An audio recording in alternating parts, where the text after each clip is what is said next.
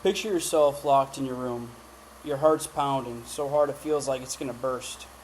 Your mind spiraling into a void of fear and despair. You don't know what to do. During the pandemic, this was my reality. Severe anxiety, depression, panic attacks. It was so intense, I literally couldn't step outside my own room. Good morning, everyone. My name's Riley, and today I'd like to provide an informative briefing on strategies for managing anxiety, drawing from psychological theories and research. I'll cover what anxiety is, the concept of facing fears as a key approach, the roles of medication and therapy, and how lifestyle factors like exercise and diet can play a huge part in overcoming this illness, if you will. This is based on my personal familiarity with the topic and supported by recent studies. First, let's define what anxiety is. It's a common mental health condition that usually constitutes excessive worry, fear.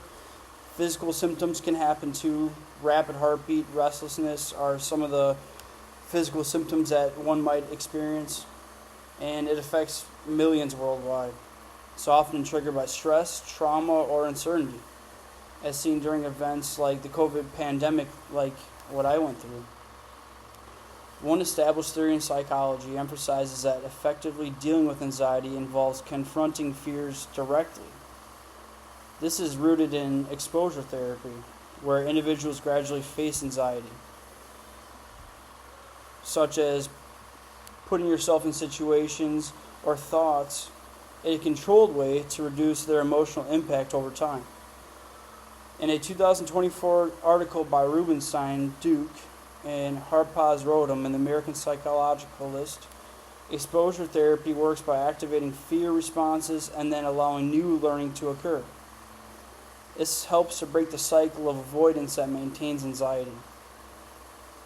For example, someone with social anxiety might start by imagining a conversation and progress to real interactions, leading to decreased fear responses. Now, other key components are medication and therapy, and these are definitely foundational tools. Research indicates that they have limitations, and that's kind of where you need other factors to help you with this.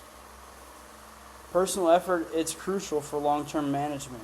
Medications like antidepressants can help regulate brain chemistry and may alleviate symptoms. And therapies such as cognitive behavioral therapy teach skills for reframing negative thoughts. However, these interventions often provide initial relief, but require the individual to actively apply technique outside sessions. I know I've experienced therapy, and sometimes after the session I'd feel great, and then the next day I'd wake up and still deal with the same issues. So theory suggests that without personal commitment to behavioral changes, symptoms may persist or return, placing the responsibility on the person to integrate coping strategies into their daily life. Finally, lifestyle adjustments including exercise and nutrition have been shown to support anxiety reduction. The biggest factor for me overcoming my severe anxiety was working out. And just getting in the gym is usually the hardest part about it.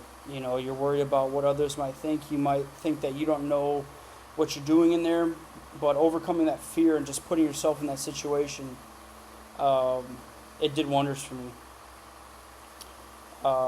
Some people might exhibit reduction in anxiety through walking or yoga, and this will contribute to better mood regulations according to many studies. Similarly, consuming natural unprocessed foods like fruit, vegetables, and whole grains may also influence reduction in anxiety through their effects on gut health and inflammation. In a 2024 study by Basso and colleagues, diets high in these foods are associated with lower anxiety levels, potentially due to their role in promoting a healthy gut microbiome that impacts brain function. To wrap this all up, managing anxiety involves understanding its nature, facing fears through approaches like exposure, recognizing the supportive yet limited role of medication therapy, And in my opinion, the most important part is incorporating exercise and healthy eating.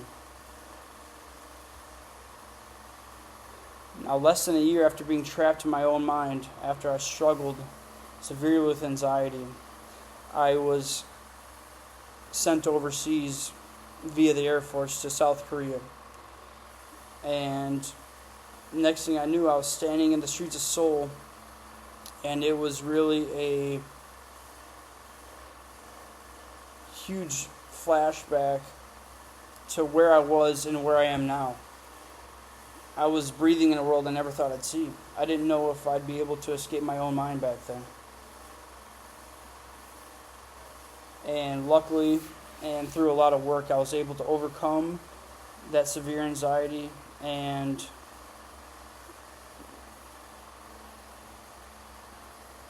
hopefully I can inspire others to do the same. Thank you.